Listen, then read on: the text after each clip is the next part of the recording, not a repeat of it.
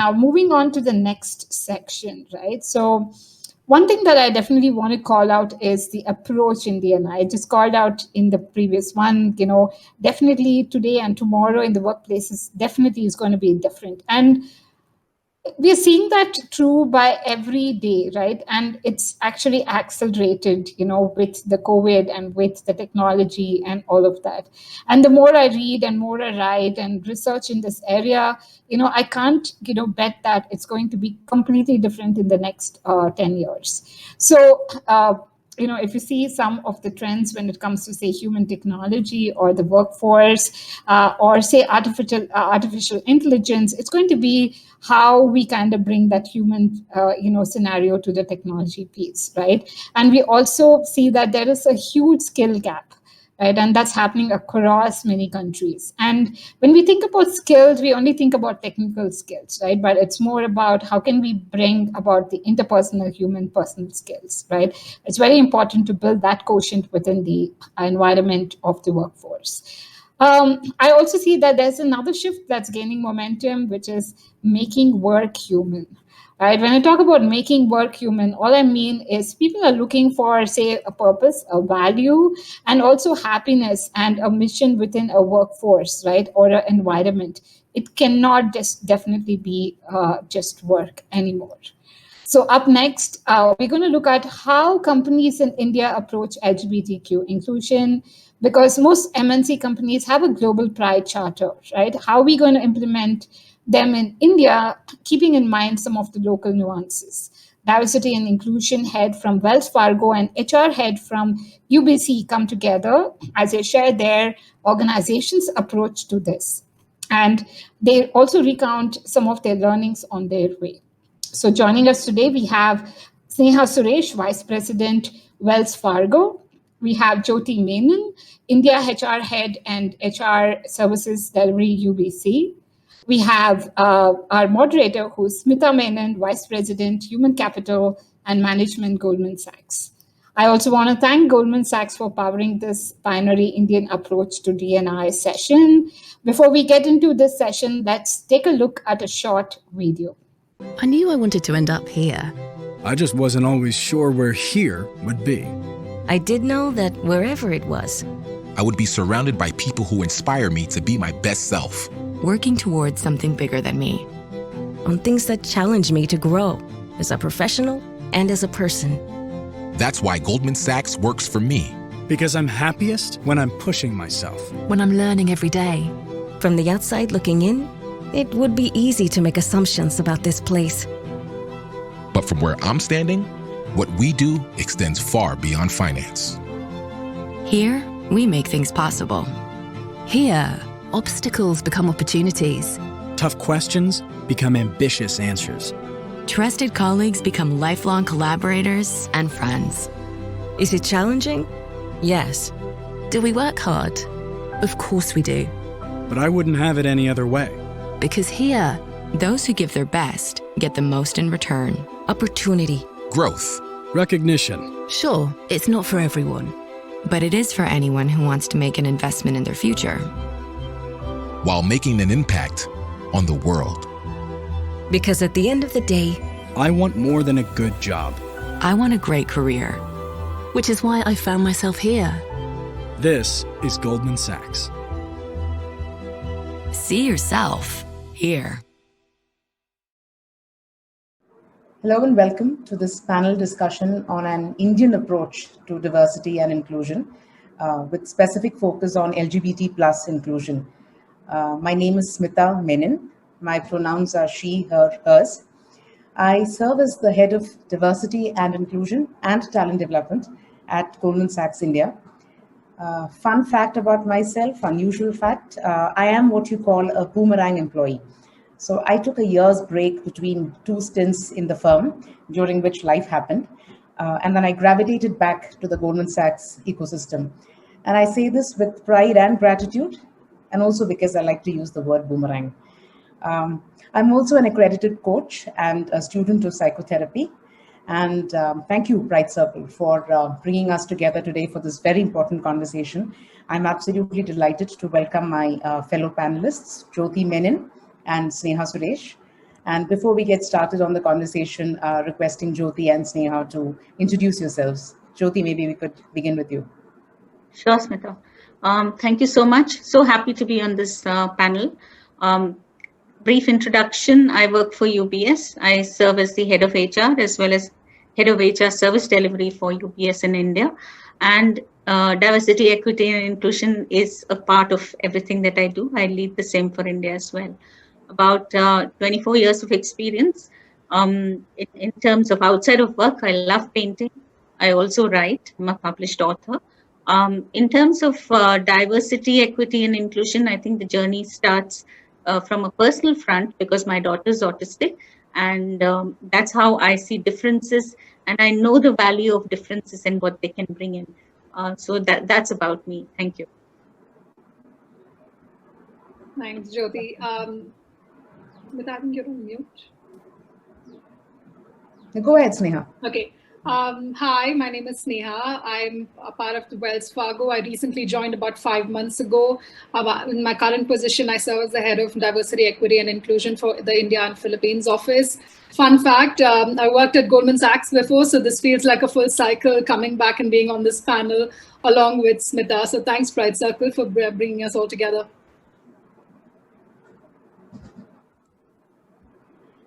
Thank you, Jyoti and Sneha, and welcome again. And let's begin with a meta question, right? So India, we know, incredibly diverse country, the language, the culture, the attire changes every 30 kilometers almost, right? But at the same time, bringing that conversation into the workplace, taking into consideration the nuances of social, legal landscape, so to speak. So what are some observations you have on adopting diversity and inclusion practices to the workplace in India? And maybe we could begin with Sneha on this. Sure. I think for us, India as a country, the prime sort of opportunity that I see is the organic availability of intersections. We don't have to go looking for intersectionality as a country, as a region. So it really caters to that organic conversation, whether it is the LGBTQ plus population and mental health, whether it is faith and gender conversations, which is where the whole conversation around DE&I is evolving towards. Our country provides a sort of a natural landscape to evolve into that space. So with that comes also the tremendous opportunity for us and responsibility for us to influence the external environment as organizations being microcosms of the same. So there's value in thought leadership. How are we pushing the conversations within our own respective organizations? That's also enabling larger conversations and larger systemic change, which you and I both know is what is going to be sustainable, is very helpful. So in that way, I think we are at a position of massive advantage. Fantastic. Jyoti? Thank you. I think taking on from what Sneha said, in the current scenario, I think more and more organizations are embracing differences and also thriving to understanding that thriving together in a rapidly changing business landscape is advantageous. So, like you rightly mentioned, India, of course, is so diverse, be it religion, be it languages, be it cuisines, everything. We are so diverse. And again, coming to India Inc., the power of diversity and inclusion, I think many organizations are realizing is essential for the sustainability of the businesses. So there's strategic thinking, which is diverse when you have diverse talent, as well as competitive advantages that come in. So a diverse workforce with an inclusive culture will definitely pave the way for innovation, agility, and orientation. And all that sums up to what the stakeholders want and are looking for. So I think in the last few years, focuses have increased. I do see a lot of movement, not just gender, because gender has been for years a primary focus for most organizations, but I think we're also looking at how we can be more inclusive when it comes to people with disability, when it comes to career comebackers, veterans, as well as the LGBTQ plus communities. So that's where we are, I think. Yeah, clearly. So clearly, the context in India functions as an advantage to what we have to do, and I like the way it's worded in our in the business principles at Goldman Sachs. It's not a choice. Diversity is not a choice. It is who we must be, right? So to your point, Jyoti, whether it is mirroring our workforce or mirroring our clientele, right? So clearly an advantage from where we build. So while it is, D&I is a way of life, it's also a series of actions that build, that create that culture, right? So it's like, the metaphor I'm struck with is drops of water making the ocean, sort of a thing. So what is that one program or initiative that you are most proud of in your organization in the D&I space and that you would like to speak about? Maybe we go with Jyoti. Sure. So that's a difficult one, Smita, because it's a journey, right? So I guess India took its own view and away from the global view of only focusing on gender diversity initially.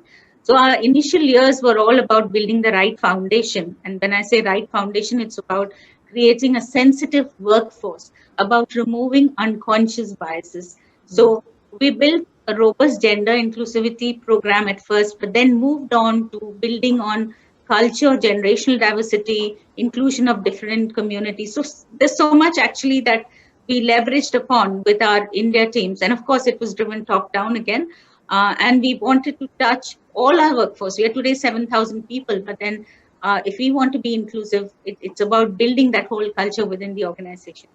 So for one, I would say the culture assimilation program that we actually rolled out, trying to remove the unconscious biases and also sensitize the staff is what I'm really proud about, because that then paved the way for the various programs that I referred to, for example, a veteran program, the launch of Pride. All of these aspects came in after making sure that the culture is right, that you remove the biases and people are sensitive and accepting. It's about dignity. It's about respecting each other. So that's what we built. And that's the strong foundation that we have.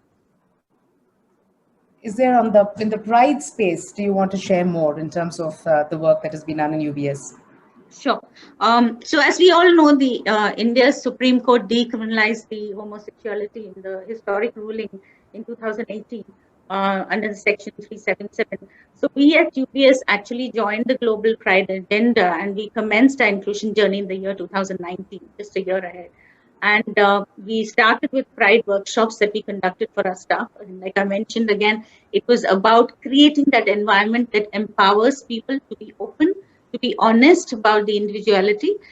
These workshops, these panel discussions, they all included anecdotes, scenario-based videos that, while participants would open up about their thoughts. We had a lot of external speakers, and including Pride Circle. We worked closely with Pride Circle, to bring in that community aspect, people talking about personal journeys, interactive sessions aimed at bringing in familiarity and that basic understanding of concept of sexual orientation, gender identity, gender expression. We discussed the importance of inclusive cultures, sponsorships, communication, what it actually meant to be an ally, day-to-day challenges at the workplace, the need for best practices, the need for looking at the entire human life cycle. All of you are in HR, so I'm sure Smita and Sneha, you would relate. So, in an employee's life cycle, you're talking about right from joining, the talent programs, the succession, career planning, all of this. And we said when we have diverse talent on board, we want to ensure that we don't miss out on any of these aspects, because they are also very important to us as a part of the whole workforce. So those are the things that we actually looked at. All policy communication documents were reviewed. We ascertained that we are truly inclusive in terms of having different communities. So this was followed by appropriate affirmative actions that we took to make sure that we include all differences, gender neutrality, replace his, her with their gender terms like husband, wife. I'm getting a little granular, but just trying to tell you how important it was for us to make sure that we truly an equal opportunity employer, and there's no discrimination. So those are the things that we actually worked on with Pride Circle. And then when we were ready, that's when we went out into the market and said, we are here, we're ready to hire, these are our roles, come join us. It's a very sequential human process, isn't it? Begins with awareness and education and then progresses to affirmative action. Yeah. Thank you for sharing that. Sneha, I personally know you as a strong inclusion champion, but curious about the work done in Wells Fargo and the one initiative that you're really proud of. Sure. I think a lot of what Jyoti mentioned, I'll piggyback on because Wells Fargo started our LGBTQ plus journey back in 2019 as well. So we are also fairly new in the space. Having said that, it started off with a bang. So all of what Jyoti spoke about internally, making sure we have the right environment, we have the right infrastructure, both from benefits, policies, culture review, culture sensitization, building, all of that happened. A couple of things that I think I'm personally also proud of joining this organization recently is also the kind of focus that they paid on in terms of external advocacy. So prior to my joining, it was also a matter of, from an India perspective, a massive pride flag gets displayed outside our offices every Pride Month. That's testimony to commitment. It's testimony to advocacy from an external perspective. From Philippines, which I also sort of oversee in my role. We are also one of the founding members of the Philippines Inter-Industry Pride Network. So also making sure that partnership lies across various organizations, because this is a collective journey that we are taking together. So from that perspective, the kind of external advocacy work is something that I will highlight above and beyond what was discussed earlier, Smita. Yeah. And if I were to look at it from a journey perspective, as you're aware, of course, GS started the journey a few years prior, so in 2009, if I'm not mistaken. And therefore, there is, I think, some good work done in the space of affirmative action, which, again, I'm individually proud of, but also it's about communication and creating awareness of these benefits, right? So if I can share a couple of examples, we offer gender affirmation coverage to dependents of employees. And so this is medical coverage for gender affirmation for dependents, not just employees, but their dependents. The fact that we offer paid family care up to 4 weeks, acknowledging that family constructs for the LGBT plus community may be different from what is heteronormative. So in awareness of that, parenting leave for all parents, right, through whether it's by birth or surrogacy or adoption. So I think especially proud of the work we've done in this space of affirmative action. But again, long way to go, the process continues really. And so while it's very heartening to know the progress that we've made, as socially, legally in the country's landscape and in our workplaces, and while that's heartening, there are also challenges, there are also roadblocks. So curious as to what are some of the challenges and roadblocks that you continue to experience in the space of LGBT plus inclusion at your workplace, and what are your thoughts around that? Maybe we could go with Sneha on this. Sure. I think for me, one of the things that I think is more of an opportunity for us to accelerate progress on is the availability of skilled talent who could be a direct corporate fit, because as we are sort of evolving in the space, there is a certain skill gap that we're all bridging as organizations, multiple vendor partners, including organizations like Pride Circle, Periphery, or all of them trying to bridge that gap and making them much more quicker to hire, because on a day-to-day basis as managers, we know that you need talent as of yesterday. So how are you bridging that demand and supply in a manner that's going to be mutually beneficial is definitely an opportunity that we quickly need to accelerate on for us to make progress. I think the other part of it is also intentionally managing talent. We typically see, we focus a lot on the attraction piece, and to Jyoti's point, we're looking at the overall employee life cycle itself. So once we have this in the individuals into the organization, how do you manage this talent pool? Are you intentionally looking at certain criteria, as a certain kind of representation in various conversations, right? So who's your eligible individuals for promotion, not the individuals who got promoted, because it's a numbers game. So, but are we looking at people that we are even providing access to certain growth opportunities, certain career opportunities? How are we evaluating flight risks for retention? So for us to be also able to tweak and nuance our performance management and our talent management processes is something that I think personally we need to do much more work on for diverse populations. You make a very valid point, right? Because attracting diverse talent is one thing, and then ensuring meaningful integration is another thing. And to make both happen, there is this whole ecosystem that needs to come together. Yeah. Yeah, absolutely. And I think it's business imperative, right? Because it's return on investment and it's a value for that individual's time and effort and us as organizations. So at the end of the day, it's mutually beneficial if it comes out fruitful. Yeah, hold on to that thought. We will do a deep dive on return on investment and how that works. But Jyoti, from a challenges and roadblocks perspective, right? What are some factors you would like to share? Smita, I think Sneha rightly pointed out, it's about the availability of skilled talent. That's what we're facing right now. We are open to hiring. Like I mentioned, the organization is ready, the leaders are ready.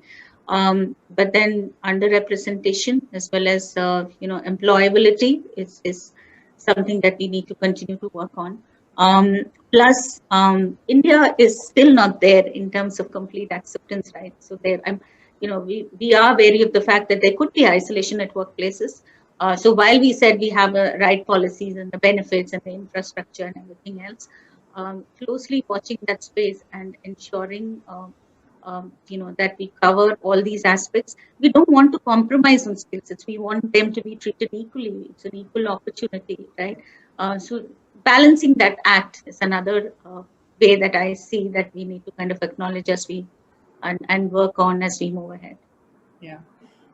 Availability of talent, integrating them to the workplace, definitely, challenges and roadblocks in this journey. And I think a nuance I would like to add is, especially for the LGBT plus community, statistically speaking, if you're saying that 5 to 10% of any population are from the LGBT plus community, then it also holds true that they're already working with us, right? And therefore, a program we emphasize in Goldman is around self-ID. So can we invite people to feel comfortable to self-ID as members of the community and also share their consent so that we are able to kind of reach out to them for pipeline programs or to be role models even, right? So there is availability of talent from an external perspective and then inviting people within the system to self-ID because when you create the representation, you are creating role models and therefore, beating some of the challenges. Yeah, so I hear you on that.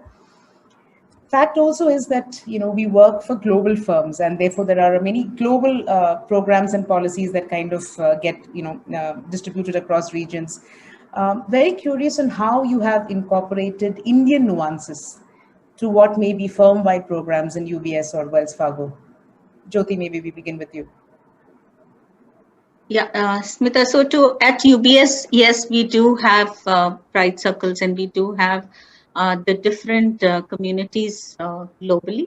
But I think we also have the freedom to set up our own local focus. So like in India, for example, I have a DE&I working group that has representation from senior members, as in the management committee in India, also representation from across businesses and HR.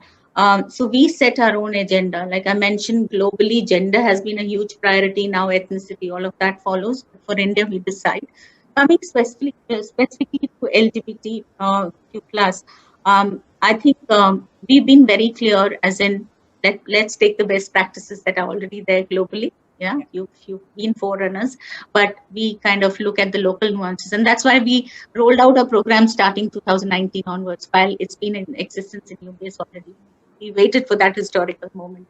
We then planned through, worked on setting the right environment, then moved ahead to hire and frame our policies, lead benefits, etc. Everything in this context. So I think we've been having that freedom to build those local nuances, the local cultural aspects into whatever we roll out here in India. Yeah, just to add on to that, I think for us from Wells Fargo, it's fairly similar that we are, at the end of the day, we are, working towards one global strategy, but there are various regional approaches and nuances that we take to cater to that strategy. And for example, I can give you a couple of them. One from a different talent pool, such as veterans. And veterans is one of our core integral population of talent pool and focus areas.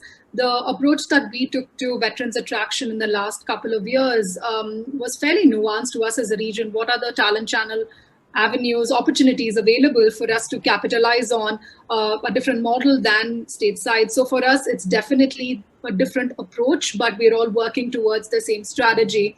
And specifically from an LGBTQ plus perspective, conversations around pronouns, conversations around transitioning guidelines at the workplace for individuals within the organization. So all of these are catering to a larger culture of LGBTQ inclusion, culture of focused interventions for transgender inclusion, but content around that, nuances around those conversations. How do you equip your respective employees and managers around the concept of pronouns? How do you take certain approaches?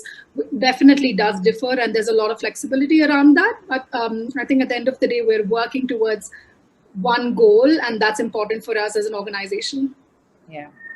And as I listen to both of you, it reinforces that we're all working towards the same goal, right, in our own ways. And connecting it back to the previous question around challenges and roadblocks again, and then bringing the nuance of Indian culture. I think one thing we realize in Goldman is one of the barriers is that as employees we may not have daily conversations with or access to, for example, members of the trans community. And I'm going to share an example that Sneha, you will know like the back of your hand, the Pride Carnival that we ran a couple of years back, right? And the intent here was inviting small businesses to come and set up their stalls, so to speak, in our office, and an opportunity through the day for our employees to interact with members of the trans community. So there was like this business angle to it and a social angle to it as well, right? So the business, the small businesses actually getting to operate out of our premises, and some of them making great profits on that day. But also from a social perspective, our employees and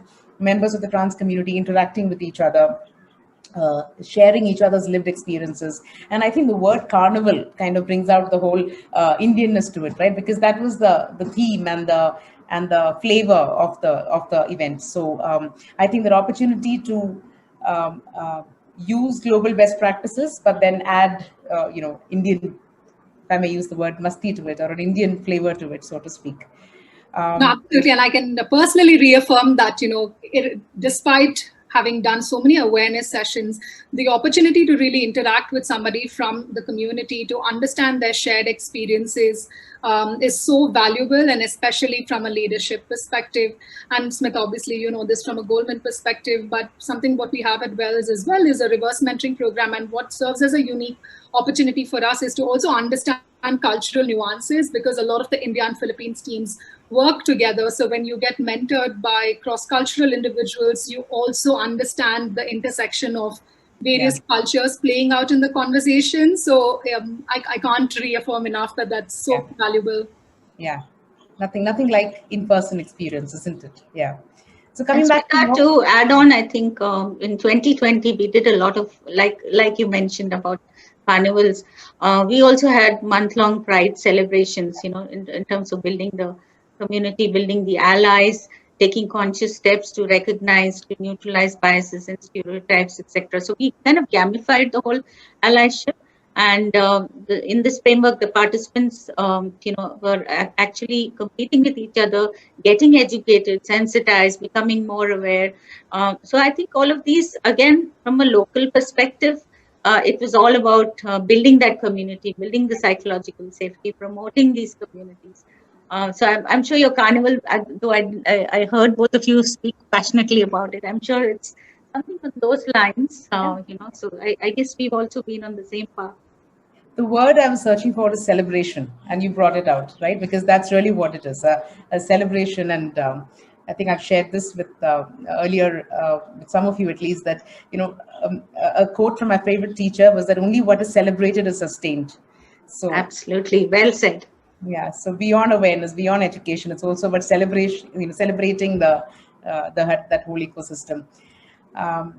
Coming back to your favorite question, Sneha, and which you alluded to earlier on, around measuring success, right? So, end of the day, we also operate in very data-driven and very measurement-oriented systems. So, what are some ways, and how do you measure impact, particularly when it comes to, say, LGBT plus inclusion? And any thoughts on that you want to share? I feel like I walked into that one, Smita. So, but it is truly my favorite question, because I feel like that's a puzzle that all of us haven't solved, are solving, will continue to solve as this space of D&I overall evolves. I think definitely, like you mentioned, representation, but for me personally, representation is one of the markers. It's not, I would say, a primary marker, because a lot of the representation depends on how we evolve as a society, and that's going to take us some time. But from an organizational perspective, one of the things that we pay attention to a lot are social markers, are visual social markers, whether this means language, whether this means in terms of how do you communicate certain kind of policies, how do you demonstrate certain behavior, what if you hear a homophobic comment on the floor, and how are you empowered and equipped to sort of manage that comment, right? Whether it means going to your manager or feeling empowered enough to call out that behavior. So I personally am a huge favorite of social markers, because that's what will give us the real results, will show us the real value. I think definitely secondly is in the LGBTQ space,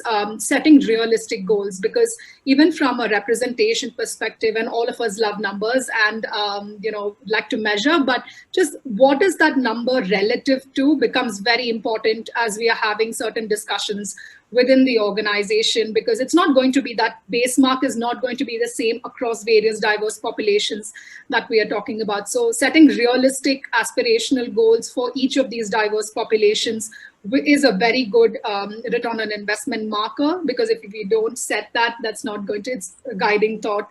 But also for us to be able to be creative around certain measurement metrics, like I mentioned earlier, in terms of talking about promotions, how are we looking at eligible population? How are we looking at individuals eligible to certain career development opportunities, nomination-driven programs? So for us to find creative measures to also see representation of various communities in various decision-making processes, what kind of projects are getting assigned to whom, what kind of revenue-driving business opportunities, revenue-driving projects are given to which kind of individuals. So I think these things, we are evolving in time, and I think we have to get creative around measuring some of this, because if we stick to historically what has worked for us for gender, the sample size we're talking for gender is much larger than other communities such as this. So I think these would be my three sort of ways in which, above and beyond looking at representation, for us to be looking at measurement metrics in a much more holistic manner. Well said. Way beyond quantitative, but also to the very valuable qualitative element there, right? Yeah. Jyoti, your thoughts on this? Smita, we as an organization value employee feedback. Yeah. So feedback that comes in through the employee survey, which is done once a year globally, plus feedback that we take in town halls, etc. So there's a lot of feedback, of course, qualitative that comes in. From a quantity perspective, of course, it is important. So the group that works on D&I for India, we track. We also share and leverage a lot of essential metrics like representation, retention, internal mobility, succession, promotion, the whole life cycle that Sneha also alluded to. Now, the other measures, of course, like I mentioned, we do a lot of unconscious bias training, or we roll out a lot of sensitization training. So we give the same amount of importance to the feedback that comes in, because some of this, is not something that you can really measure and say, I've done 5 trainings now, all my people are sensitized. Yeah. But it's also about taking in, feedback and seeing how the behavioral aspects or the whole culture per se of the organization can change or changes over a period of time. More and more LMs wanting to hire from diverse populations. If I look at especially the LGBTQ plus population, those communities, all of that kind of adds up to how we, place our importance on the ROI. So a blend, I'd say, quantitative as well as qualitative. When it comes to metrics. So multiple factors there through the life cycle, all of this comes into play. Yeah, what I'm hearing is traditional markers or metrics have their place, like representation in the organization, representation in the pipeline and so on, but also this hugely valuable element of what are people actually saying? How are members of diverse communities actually feeling, right? What are the forums they have to air their thoughts? So yeah, absolutely hear you on that. Moving on to allyship, right, or inclusion champions, as we call them. So How do you identify inclusion champions in your firm and ensure that they are invested for the right reasons? And what are some practices you have around that? And Jyoti, you could go on this first. Sure. So we have the employee resource group that's been instituted here, purely volunteers across the organization. We've structured it into 4 pillars: gender, people with disabilities, mental health, as well as inclusion. And I say inclusion, that's where you have the different communities coming in. Purely voluntary, and like I mentioned, initially it was about getting all the sensitization, the trainings, the unconscious bias, getting the awareness out. And then we said, guys, who wants to be an ally? Who wants to join in this journey and become volunteers? So that's primarily how we create the allies. I'll give you another example, not LGBTQ+, but at the same time, we have a Women in India network, huge network with 7,000 employees and 30+% women. The one who leads Women in India network is a male, is a senior male. So a male ally leading the women network. So we follow that in all our work streams when it comes to employee resource group, and that's how we create those allies for all of what we want to do under DE&I. Yeah, and to add on to that, our focus areas and where we have employee resource networks from a WELS perspective is also gender, LGBTQ+, persons with disabilities, as well as veterans. So we have robust groups across. So, you will see individuals signing up because they're passionate about that topic across levels in these employee resource networks. Above and beyond that, I would also say that you will see certain usual suspects in all of your sessions.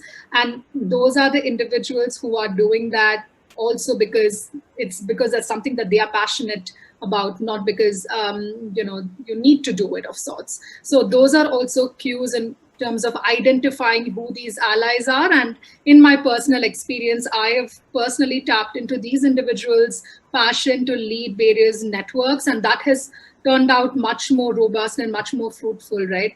But I also think personally a blended sort of approach is required, because while you are organically having individuals who demonstrate interest, who demonstrate commitment, you also especially need, from a leadership perspective, for people to understand the value of being a visible champion. So, and that will happen only as a leader when I realize, as a visible champion, I am getting benefited as a leader. And these are opportunities that I also work with leaders in terms of providing certain opportunities, equipping them to be able to be much more visible in the organization, externally and internally. So this is another way for us to also identify, because like we spoke about, it's a little bit of a chicken and egg story, right? Like, I'm not going to talk about my allyship, and I'm not going to feel vulnerable to share my experience till I see my leader do the same thing. So there's a lot of dependency also on role models. So no pressure on senior leadership, but there is extra pressure for them to demonstrate that visible commitment, and for the right reasons, because it's going to benefit them in their effectiveness as a leader. A couple of things that occurred to me when I was listening to both of you, especially in the first part, what you said, Jyoti, was it's also not individual strands or diverse groups, isn't it? Because if you talk about mental health, for example, if you're looking at engagement, if you're looking at a sense of isolation, it is the collective sense of being part of a diverse group, and the intersectionality, say, between a person with disability or a veteran or a member of the community.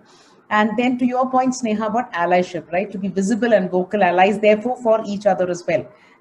And one thing we've seen amongst leaders, that sometimes the intent might be there, the passion might be there, but I don't know how to. What if I make a mistake? What if I use the wrong language or the wrong terminology? And our experience has really been that process of awareness and education and saying, begin where you are. Right, there is it's a journey, and begin where you are, gravitate towards a cause that is meaningful to you, and then it's okay to make mistakes. So and that conversation has helped us kind of build a lot more allyship. Yeah. And now coming to us, right, or the people who anchor the D&I agenda. Yeah, my question is, many organizations have D&I as an add-on or as a voluntary function. Do you think D&I needs a dedicated office and requires that sort of dedicated resources and focus? I can see both of you smiling, so I can't wait to hear what you think. Jyoti? Oh, yeah, okay. Jyoti, you want to go first? Go ahead, Sneha. No, I was going to say it's a really nice plug to our respective organizations for headcount. We absolutely need more people on a lighter note. But I think with the growing focus and the growing sense of opportunities for us as a region, for us as a talent landscape and as a business landscape, it's the business smart decision to have dedicated focus on DE&I. And we know how difficult it is for one person to do their one full job. So it's impossible for one person to do two full-time jobs. I mean, we have jobs, we have full-time jobs. So I'm taking that as testament that this is a full-time role, but definitely because where we started off a few years ago in the DE&I space to where we are today to where it's going in terms of all of the growing opportunities, it just makes business sense, and it's the right thing for us to have dedicated resources to be able to cater to those opportunities. Plus one. Yeah. So, Smita, frankly, where we are at the moment, we don't have additional resources. We all pull in, we do double, triple hats, how many ever hats. I think we are a bunch of passionate people with representation across functions that drive the agenda in India for UBS. Having said that, need of the hour, yes, the modern workplace has changed diametrically, and the world has undergone a lot of landmark social and environmental economic changes. So individuals are demanding an equitable future, right? And so be it diversity, equity, and inclusion is not really a buzzword. It's the right thing to do. It's about an authentic purpose that we have. So more hands on board, yes, we'd welcome that. But then again, this is something right, and this is something that we have to do as we get more and more inclusive. So with or without additional hands, we continue on our journey. But yes, it would be good to have some additional headcount for sure. Yeah, and the one thing I just want to add there, Smita, is I feel like, this is definitely a collective journey. So it's not only the DE&I team's responsibility, and, we are not the only people accountable for us to be an inclusive organization. I think everybody takes personal accountability, and all of their decisions need to have the lens of inclusion. So all of us are playing that role in some form or shape of being inclusion champions for our respective organizations, but we need full-time jobs. We can't be, we need someone to anchor all of that conversation together. Yeah. I think the writing's on the wall. It's the right thing to do. It has to be done. And with all the passion in the world, we still have only 24 hours in a day. And therefore, how do you create meaning in the right way for the right agenda, right? So I'm very fond of saying this. I get paid to do the right thing.